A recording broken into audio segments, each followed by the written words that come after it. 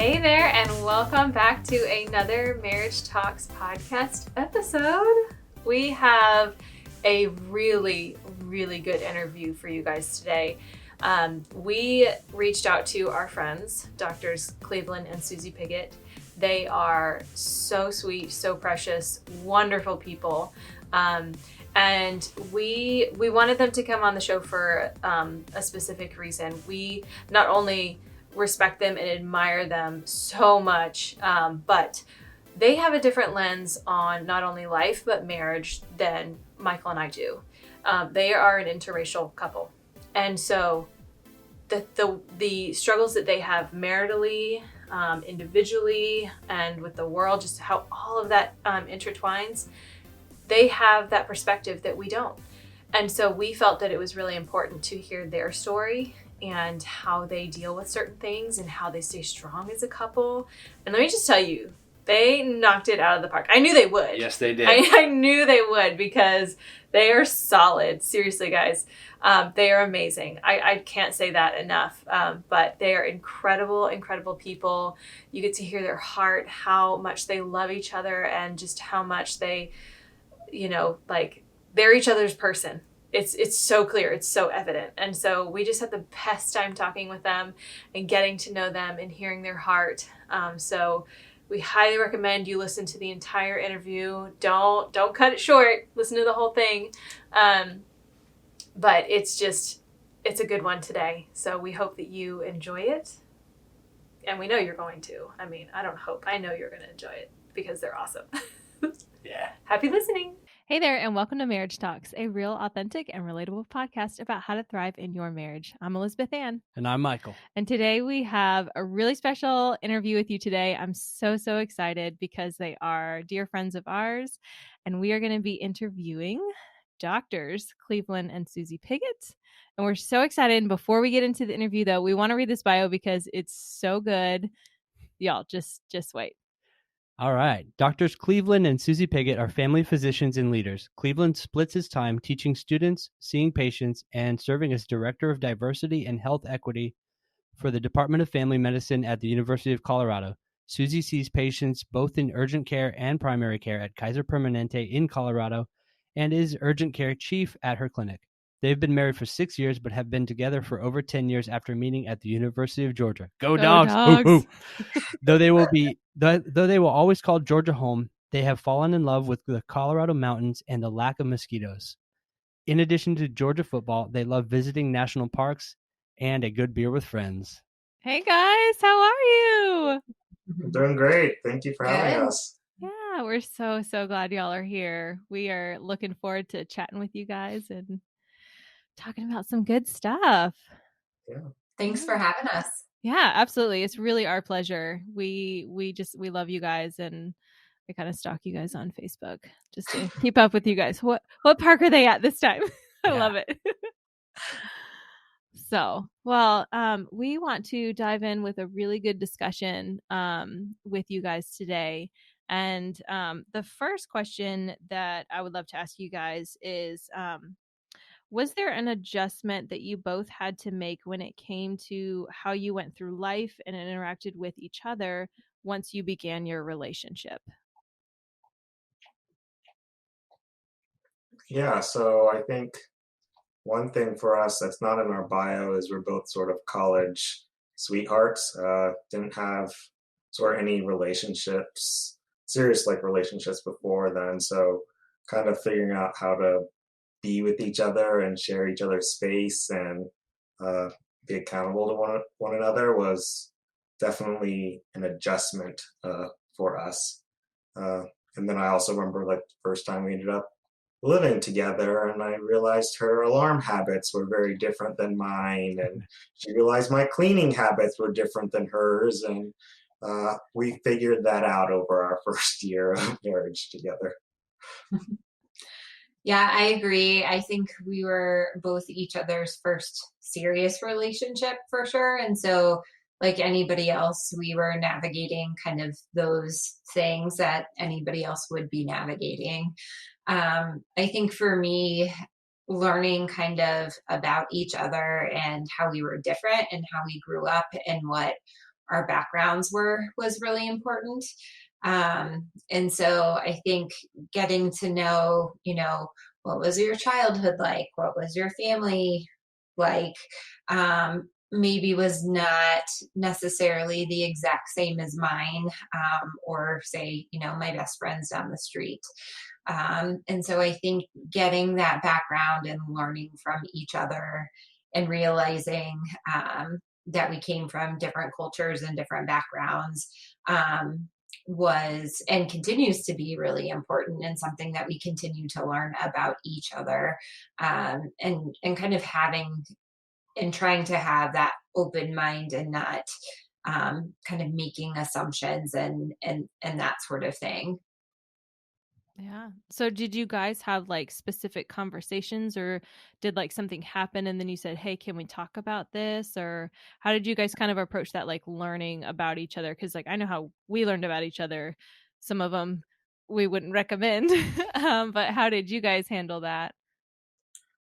I think sometimes was like being introduced to each other's families. I remember going over to her house for Christmas one year and just seeing how their traditions and how they did things was just a little bit different than mine.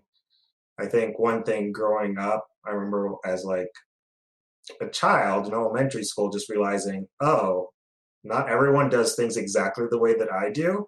I think it's that on a smaller level, sort of in any sort of new relationship, just kind of figuring each other out, or what you all did for different holidays, or how you interacted with one another. But then also seeing how we're so similar with a lot of our core values, which is, I think, the most important part when it comes to a marriage. Yeah. Mm-hmm. I agree with the family. I think, one of the things that I noticed when I very first met Cleveland's family, other than being very open and very loving and welcoming, was that he grew up for a good amount of time with either his grandmother or his aunt in his house. And so that's just an example of something that was a different kind of thing in our environments. And not a bad or a good thing at all, but just something different, and a different kind of environment that he came from. I think, going back and looking at childhood, I think, we grew up in different kind of communities, but overall both went to, good public schools in the suburbs of Georgia. And so, like Cleveland said, we had a lot of similarities there as well.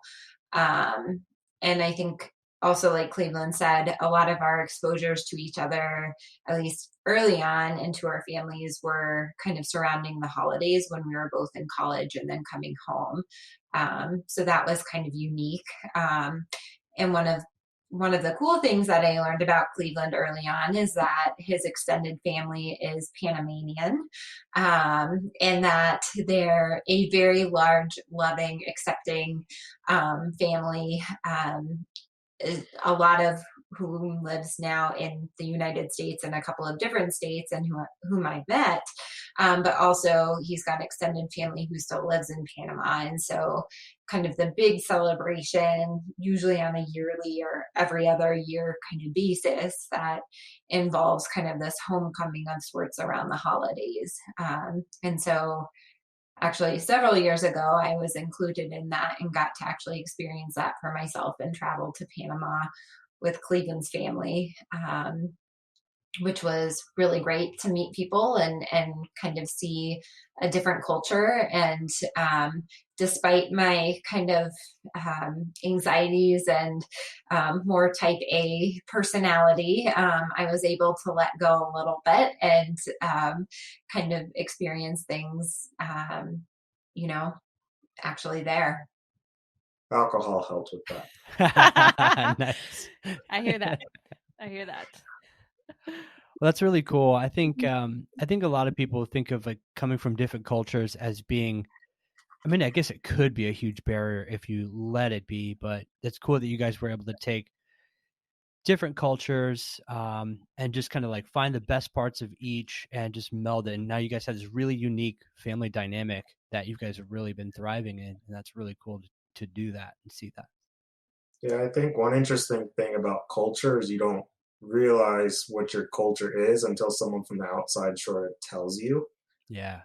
And so you think that's sort of just normal and that's how everyone does things. And I think that's sort of fascinating because, me growing up as a child of immigrants, I'm obviously African American, Susie's white, just sort of just different ways that we sort of grew up. And sometimes that led to conflict and other times it led to sort of discussions. And most of the time it was a little bit of both. And as we sort of grew together on certain things. I think it's made us stronger for it. And I think the other thing to add too is that it is not ever a kind of one and done thing. I by no means ever know all there is to know about Cleveland or Cleveland's family or where he comes from or what he feels on a daily basis or how he navigates the world or the challenges he faces in a, largely white state. And so I think the big takeaway from that is that it is a lifelong journey and something that is going to be something that we're continually navigating. And, that doesn't always look pretty. I'm not always so graceful in asking about things. But I think the important thing is that we're open to each other and keep the dialogue moving and continue to learn about each other. Y'all are making me cry because this is like speaking right to my heart. I love it because seriously, all the things that you guys are saying are things that like we talk about not only on the podcast but like to each other. Like you said, Susie, it's not a one and done. You keep learning each new experience, each new day. You're learning each other and you're learning what makes each other individuals. And I just love that. That's really, I really am crying. You guys I know. can't see it, but it doesn't take a whole lot sometimes. No, but it's really beautiful because you guys get it. You get that there's just so much that makes up your spouse and the way that they were raised and their experiences and the circumstances and everything. You guys recognize that, and then Cleveland, like you said, matching on those core values, like that's the unity that holds you guys together. And I love that. I think that's really great. And I love what you said about your culture. You don't realize your culture until somebody from the outside comes and kind of exposes it to you, sheds some light on it. You're like, oh, doesn't everybody do that? Because we definitely had some interesting conversations about the way, things are done, if you will, or whatever. But yeah, a lot of like our two growing up from a faraway view, you might think that they're pretty similar, but they were very different in different ways. So we had to kind of figure that out. Like every married couple has some sort of struggle like that. And the key that you guys really hit the nail on the head is just be willing to humble yourself, admit you don't know. Like, hey, I might not know where you're coming from. But I want to hear what you have to say. I want to be in unity with you with all this stuff. Do you guys would you guys mind sharing like I've been curious as to like the first time like in early dating or in early marriage where you guys had like a big, not fight, but just kind of a culture clash, and like how you guys came to talk it through.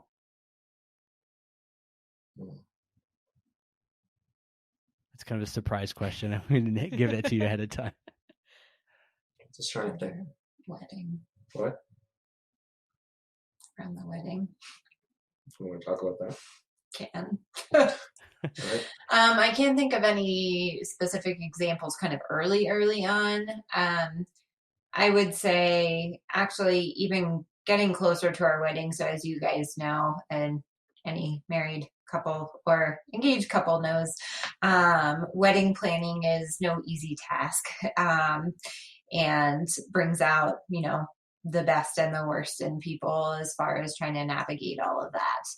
And I don't remember the exact details, but pretty close leading up to our wedding, we were getting some pretty negative feedback from my dad, to the point where he was like questioning my decisions and all of that sort of thing. And I think part of navigating all of that, I'm definitely a people pleaser, by nature, and a person who wants everybody to be on the same page, and make everyone happy. And I think a lot from what I learned, a lot of what I learned from that scenario was that, you really can't please everybody, even the people close to you, even those who think they have your best wishes at heart, are not able to necessarily see the whole picture. And, um, it ended up that, our wedding happened. My dad was there, but there were a lot of things that kind of happened in the setting of a lot of stress leading up to that were, I think, in retrospect, inappropriate. And I think a lot of what I was dealing with was difficult, and trying to, again, make everyone happy, and not having a hard time kind of stepping back and saying, you know what, like, so be it. This is what we're doing, and that sort of thing. And I think Cleveland was able to step in and see that more, and my mom actually was too. But it's a hard situation when there is, different cultures and different families coming together, and big changes in life and that sort of thing. And so I know that's, not super specific or detailed, but there definitely are those types of things that pop up, even in our own families, and those close to us. Both of our dads were a pain at various They times in our relationship. really were. So with Susie and I sort of being our first sort of serious relationship, we actually broke up initially during like an early part of our relationship, just because we were having struggle sort of like sharing our lives together. And part of what made some of it challenging for me was there's actually an expectation for me growing up that I would end up marrying or dating someone of my same race. And so that conflict at home of falling for someone that was different, that looked different than me, was actually something that was a struggle that I dealt with. And then I fell in love with Save the Last Dance movie. I was like, this is my life. It was not my life, not even a little bit, just the race part. But then we got through that, and it wasn't anything about Susie, and never even knew Susie at that time. And my dad loves her so much. And with Susie's dad, it all came from a place of love for his daughter. But once again, I also think it came from a place of fear regarding sort of interracial marriage and other things like that. And now he and I have a solid relationship. We still have wounds from those things. Not yes, but they've healed over. I know where they are though, if that makes sense. Yeah, Yeah. no, absolutely. I would love to know if you guys are comfortable sharing kind of and it doesn't need to be like, here's the specific conversation we had, but like, how did you guys approach that, trying to overcome those differences? Because, ultimately you guys knew you wanted to be together. And so that was like a hard road that you needed to navigate. How did you guys, do that? I would say maybe like individually, and how that also helped you guys together to navigate that. I think, for me, and you can weigh in on this too, I think part of what Cleveland was saying was this almost preconceived notion of, again, just the like unsaid and maybe also said, expectation that he was going to end up with, someone who looked like him. And I think that probably improved significantly actually after I physically met his family. Again, correct me if I'm wrong. But just having that, human kind of social interaction and getting to know someone as a person, makes a big difference. And That's the case for anybody. We all have these, preconceived notions about people in our head. We do it in medicine all the time. We see someone on paper and they come in and we say, oh, look, they have a history of, addiction or alcohol abuse or X, Y, and Z. And we have this idea of what to expect and how these people fit into a group. And I think, more often than not, at least for me, when I meet someone as a person or as a patient, that gets blown up, and I can actually, interact with someone as a human, and less about what I think about what they look like on paper. Yeah, I think to add to that, uh, leaning on sort of things that are really important to me. So, talking to my mother, uh, talking to my friends. Sometimes it was, I just need a vent about this. Other times, like, all right, help me strategize and fix this. Uh, and then also at that time, it was also like my faith was also really important, sort of helping me through all of that, and focusing on values I have of love and my core values of trying to always do the right thing and be better and be understanding of people, and that sort of helped get through things. That's good. I love it. Getting to the heart of it. Yeah. That's important. Getting to the heart of that, Susie, like you were saying, once you showed up in person and kind of shattering that on paper resume, getting to the heart of it, is just so important. And seeing beyond that. I've definitely heard a lot of stories about, whether it be all kinds of stuff, not just related to race, but like you said, you think a certain thing and you might have negative thoughts or just ambivalent thoughts, but when you actually meet a person, like we are social beings, like that connection is really, really important. And I'm so glad you guys had that kind of change in the other families and stuff, where even if it wasn't necessarily like really negative to start, but it was just kind of like that, what's this going on, but able to kind of get through that and get a really positive relationship and kind of get over that hump. Yeah, I think too, also, when you guys are saying like, it was met with friction, the relationship, and then having to walk through that, that situation of like, how do we just kind of smooth the road and we don't compromise on like the values and beliefs and wanting to be together. And then, Cleveland, you said, you now have a good relationship, and that those relationships, obviously, like, wounds take time to heal and everything like that, but working towards making that relationship stronger, I think, is really important too, because easily you could have just been like, I'm just going to marry, and then you can just do your thing over here and we'll be fine, just keep your distance. But having that reconciliation is so good, as long as both parties are willing to kind of walk through that yuckiness to achieve it, and we all walk through it at our own pace, but kind of just saying, I want to have this reconciliation with you, and I know it's going to take time, and kind of every once in a while handing out a little olive branch here and a little olive branch there, while still maintaining your relationship, keeping that safe and protected, as well as yourselves individually. And I think that is also worth noting, because it's just so easy to write off somebody who crosses you and be like, bye, I don't need you, see you later. Yeah. So I really, really love that is a part of your story, because I think just a lot of times as people, once we get hurt, we're just like, well, I don't need you anymore, so see you later. And I think to add to sort of that great point that you made was not writing it off was important, because by writing it off, I was essentially hurting my partner. Yeah. And how important that relationship is to her. And so that was part of like us growing together and supporting each other. And I'm thankful that we went on that journey. Yeah.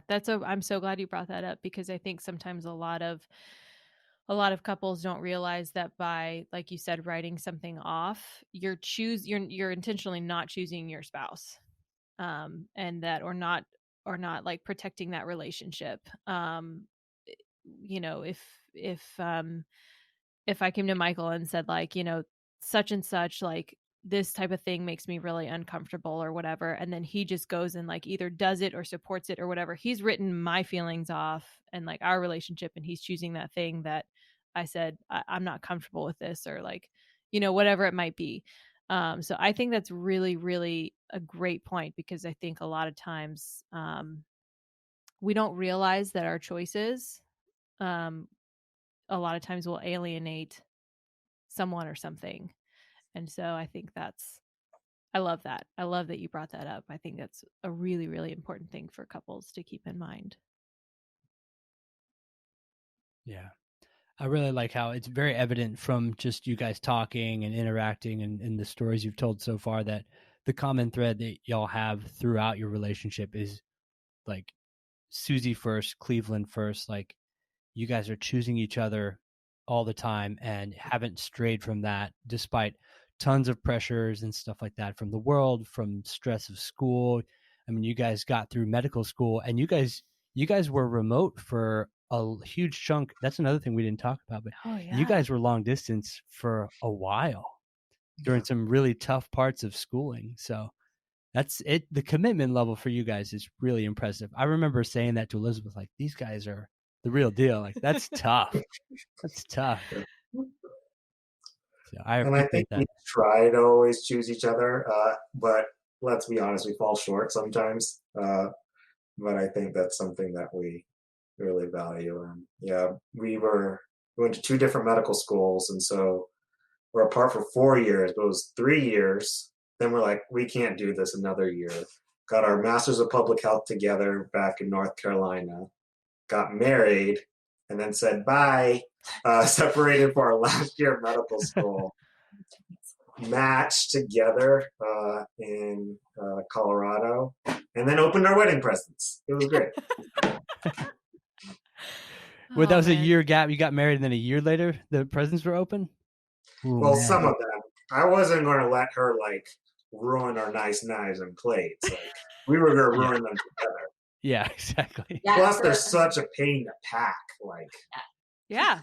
We knew what we got, but we were like, we're not going to use any of the like kitchen or bedroom or, you know, stuff like that until we're physically in the same place. And we knew we were going to be moving potentially cross country. So we just kind of put it all aside. But it was great because it's like getting presents all over again. Hey, that's a way to extend it. I'm all for that. Can we get like round 2, 3, all the way up to 10 rounds of presents? That sounds so cool. Only one round of thank you notes. Oh, yeah. That's funny because I wonder if some people were like, man, these guys, I didn't get a thank you note from these guys. And it's like a year later or 15 months later, oh, okay, there it is. I admire your self-control to sit on presents for a year. That is not something I could do. It helps when you have no space. Yeah. That's true. And you're in two different places. Yeah. It would be like a friend situation. He would be Monica opening up all the presents. I would come home and be like, you open up all the presents? It really would, because he's like, can I get my present early? And I'm like, no, you cannot. Or even like when there's a Amazon package with her name, I always want to just get into it. Come on, more presents. What is it? I don't know what it is about you and presents, man. I don't know. I would love to know how you guys keep your marriage strong during times of adversity. Like, what are some like things that maybe other couples who are experiencing something similar, what are some things that worked well for you that really helped you guys stay together? Because I also want like not only like we want to hear your story, and we also want to help people who are listening who might be going through something tough to say, you know what, I haven't tried this. I heard this, and like, let's try it together. So I'd love to know how you guys stay strong. I think one of the things that I've been trying to work on over the past year or so, and continue to try to navigate is Cleveland. So Cleveland's a physician, he's a family doctor, but he also has a role in diversity, equity, and inclusion, a very large role, and does a lot of teaching and a lot of interacting with residents and staff and Department of Family Medicine and everything like that, in a very, very white state field department.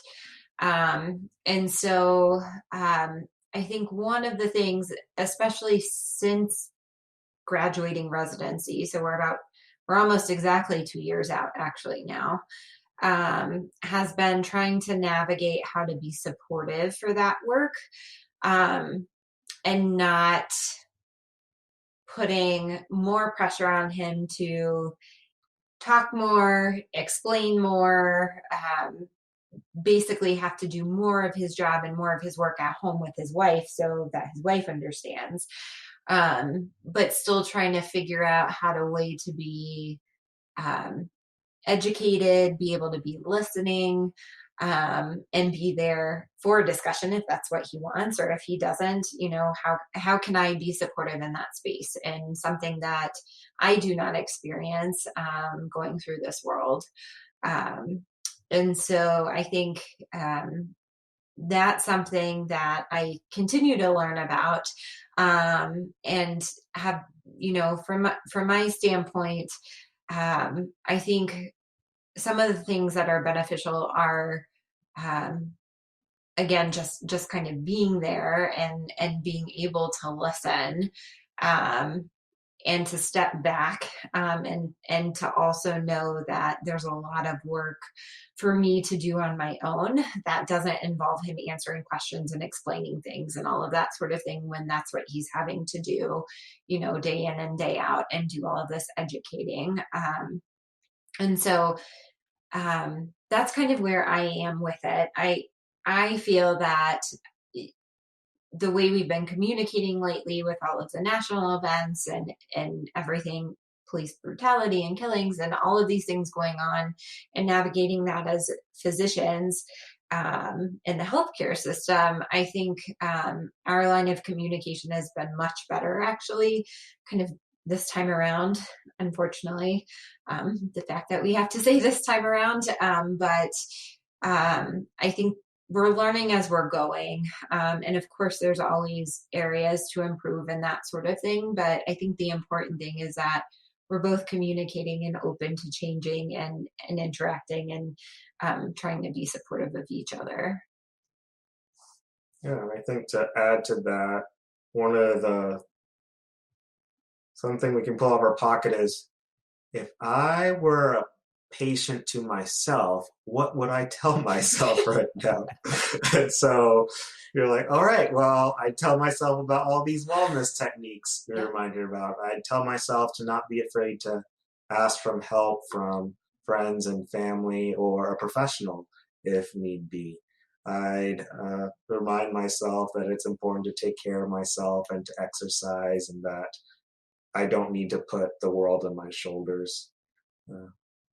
And so those have been helpful. And then sort of to further go to what Susie sort of mentioned, I think one thing I didn't realize was so hard about my job was the diversity and inclusion work. And so I tell people no doctor becomes a doctor to do diversity stuff, like we want to see people or teach, other things like that. But I did become a physician because I want everyone to be healthier, and I want people to thrive. So that health equity component and like diversity and inclusion are important parts of that. And so what was challenging about my job was, let's face it, being Black in America isn't the best. But by doing that job, I was constantly reading and learning about why it's not the best all the time. So it was almost just like re-traumatizing myself at points. So I had to learn a lot of skills with self-care and talk to a lot of mentors so that it wouldn't affect me to the point where it wasn't allowing me to enjoy what I do. And I really do enjoy what I do and be able to teach people how to make a difference in other people's lives, and implicit bias and privilege and microaggressions, and how to truly engage with the community and work together so that we all can be healthier. So those are some of the things. And then also communicating with, realizing that if communication between us wasn't working, we need to be explicit about that and not assume, well, you should know better. We've been together for X number of years. And like, no, let's talk about this. We're all in this together. Don't go down that path. You know it's not helpful. Oh, yeah. And I think a lot of that with really talking to each other about that sort of thing is also the way we communicate. And so, saying it in a non-accusatory kind of area, almost coming from, an area of concern and love and being patient with the person and asking how can we improve and how can we make this better and that sort of thing is really important. Our communication styles were so different when we started because I think in part of our families, my family is maybe objectively too open and like gets to the point all the time and just like says to me, he's like, oh, you're getting a little fat there. It's like, thanks, Dad. And like, like, oh, let's talk about condoms. Hey, Mom, you want to learn about tampon today? Like, that is my family. That mortifies Susie and all that other sort of stuff. And so if I go and start communicating things, just like getting to the point, it does not end well for me. And so we've learned that, and I've adjusted, and she's also adjusted and given me some more grace with certain things. She's also taken up body combat, and so she's good at punching me, not in a domestic violence sort of way, when I get out of line, which happened like an hour before this. So my shoulder's a little sore. Yeah, but that goes back to kind of, coming from very different environments and very different families. Just to contrast, my family never talked about weight, never talked about finances or money or how much you make or, things like that. So it's, pretty different. I think, we can function on a happy medium of sorts within reason. I think we're both very relatively logical and rational.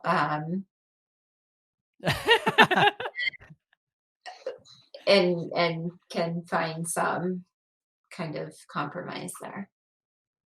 Yeah. Cleveland, our families there'd be a lot of oversharing if our families got together. And I feel like Michael and Susie, it's like, it's very, very similar. It was like, overshare. And he was like, whoa, I'm in the deep end of knowledge here, and I'm not sure I want to be here. Yeah. One of the nice things about being married to a doctor too is I'm sure after you get punched, Cleveland, she can just prescribe you some ibuprofen to fix it. Asked her for opioids and she's like, no. And I was like, that sounds fair. I was testing you. Yeah. You passed. But Susie, I love what you said about listening. I feel like a lot of times we don't listen and we just want to get across like our agenda and like feed, like I want to feed my pride or accomplish the thing that I want. And I don't listen to what Michael's saying because I can totally relate on the like rehashing work stuff. I had to learn that one the hard way. It was not, I don't recommend it. Just a lot of times it needed to be like a vent or like, my day was bad. Like he's not looking for me to solve the problem at all. And so for me to rehash anything that he just doesn't want to, was something that we definitely had to learn too. But I think just people stopping and listening, just listen. We need more of that for sure, in relationships. So I love that was something that you brought up. Yeah. Something someone told me with that was, all right, I'm going to tell you something. Is this a listen or is this a fix? And so just getting it out there so that the other person is just ready to, okay, I will do what you want. Yeah, I love it. That's good. That's good. Because, yeah, some scenarios are just listen, and some scenarios are, okay, we need a fix.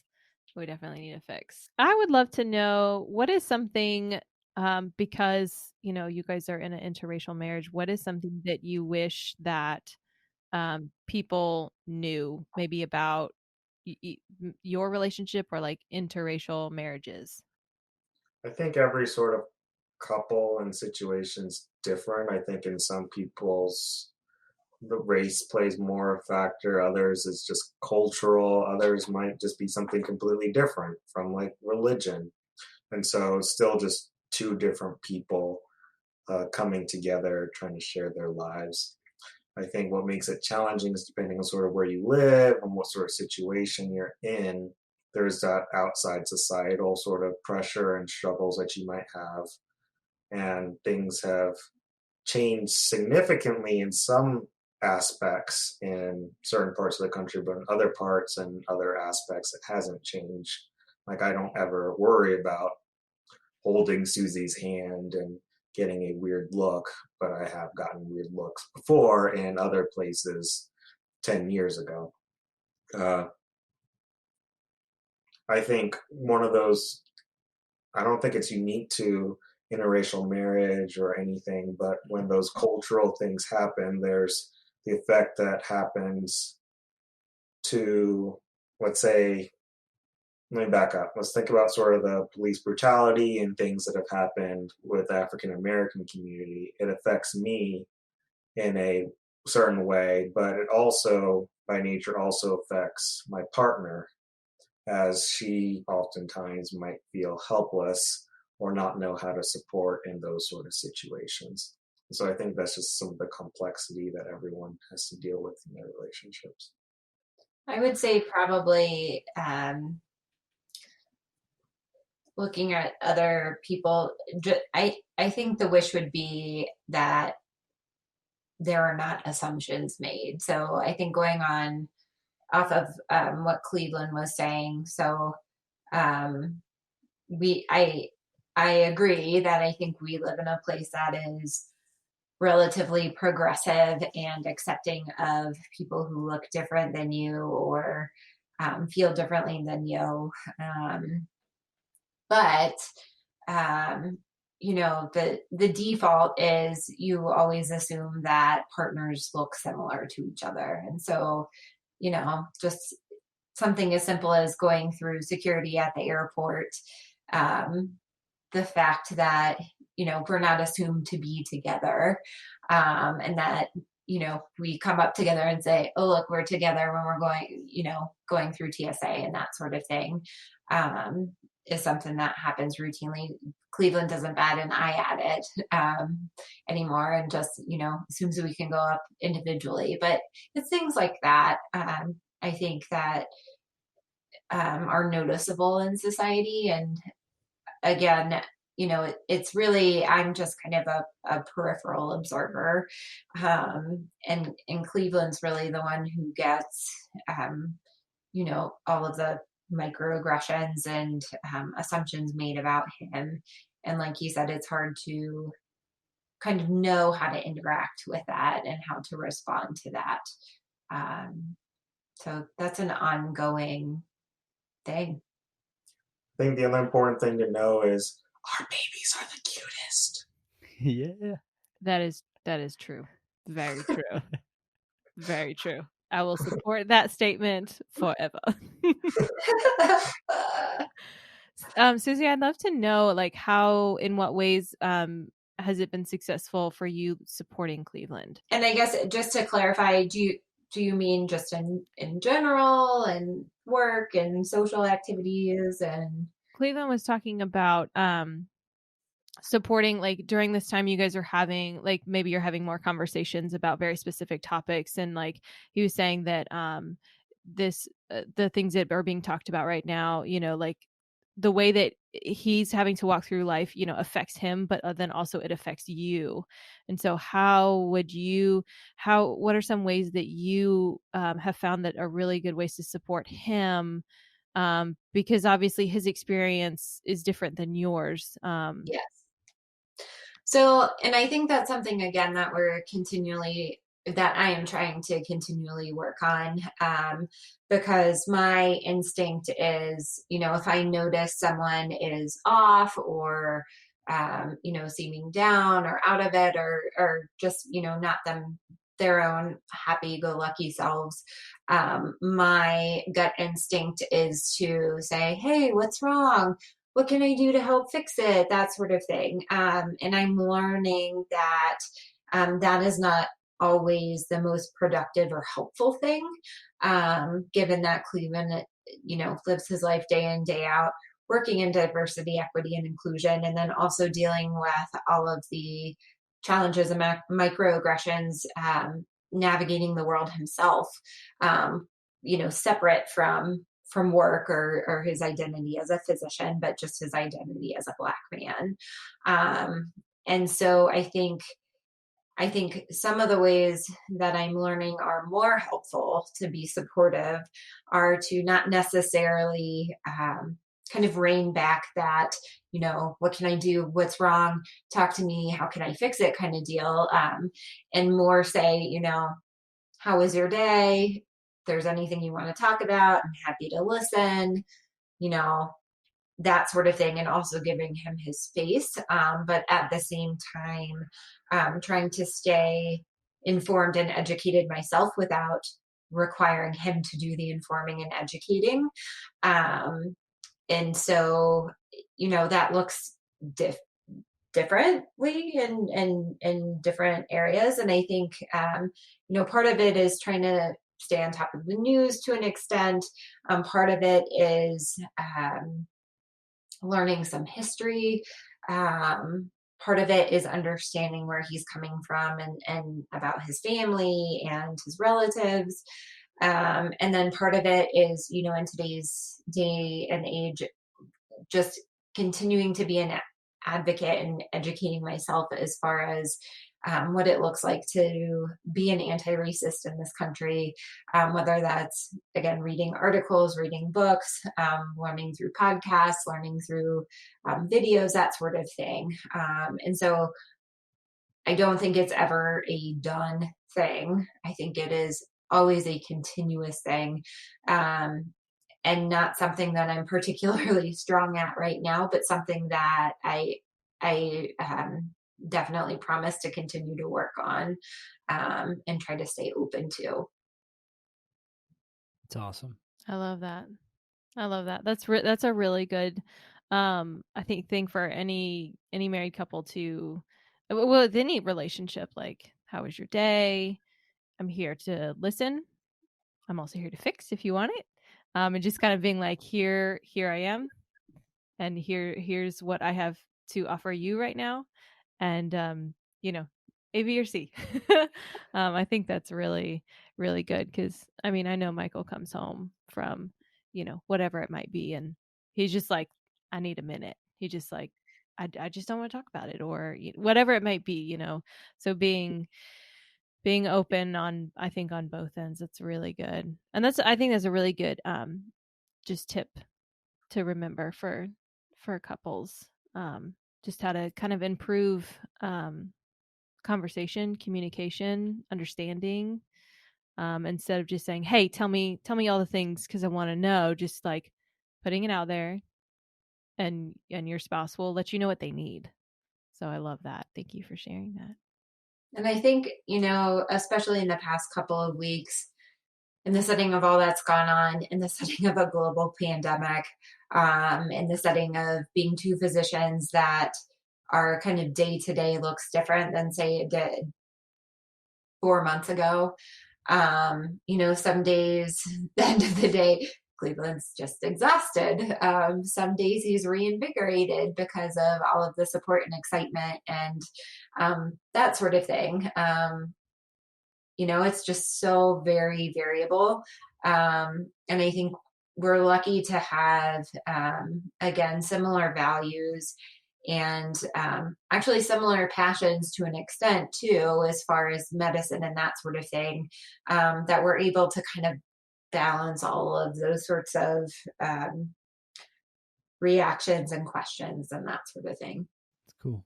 Yeah. I love that. Y'all are awesome. It's true. It's true. Y'all are amazing. I love it.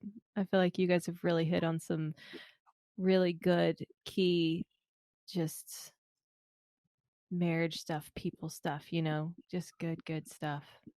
It's good. Yeah. Thanks for sharing a bit deeper and just kind of the personal stories and stuff. Because I know for me, this type of stuff it's hard to talk about because one thing I'm afraid of is like I don't want to say the wrong thing or come across as like ignorant. That's the last thing I want. So I love that you guys were able to share kind of where you come from with all this stuff and just be open with us and yeah, it's cool. We love you guys. Y'all are amazing. We love you too. All right, guys, we hope you really enjoyed that interview with Cleveland and Susie. I know we did. It was so fun to talk to them and catch up and just hear their thoughts on everything. They were really deep there in some really cool ways. So I learned a ton, and we hope you guys did too. So, as you know, we always do a challenge. The challenge for this week is in the next 7 days, we want you to take Susie's advice. I thought that what she said was so good.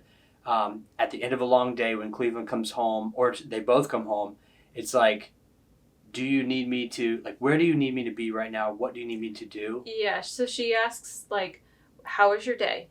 And she says, if you need for me to leave you alone, I will leave you alone so you can kind of just, like, decompress. If you need for me to listen, I can listen. And that's it. If you need for me to fix, I can fix. And I loved that she said that. We were both like, yeah, that's so good. That's good. So in the next 7 days, do it every day for your spouse because that's a way for you to serve them. You're giving them the option. What is it that you need from me today? Not, I know what you need and I'm going to tell you what you need. That's not what we need to happen. We are here to serve our spouse. And I felt like that was a really great way that she mentioned that she serves Cleveland. And so that for the next 7 days, do that. Ask your spouse, how was your day? And then say, I can leave you alone, I can listen, or I can fix. You tell me what you need. And then you follow through on what your spouse needs from you. Yeah, so that could be just a great connection point. And you're gonna appreciate that for sure. Whoever's on the receiving end of that will for sure appreciate that because you will get one way or the other, you'll get exactly what you need in that moment, and that is key. Yes. So try it out, guys. Let us know how it goes. Yes. And any great discussions that y'all have. We want to hear about it if you're willing to share. Absolutely. So, take care, and we'll see you next time. Bye.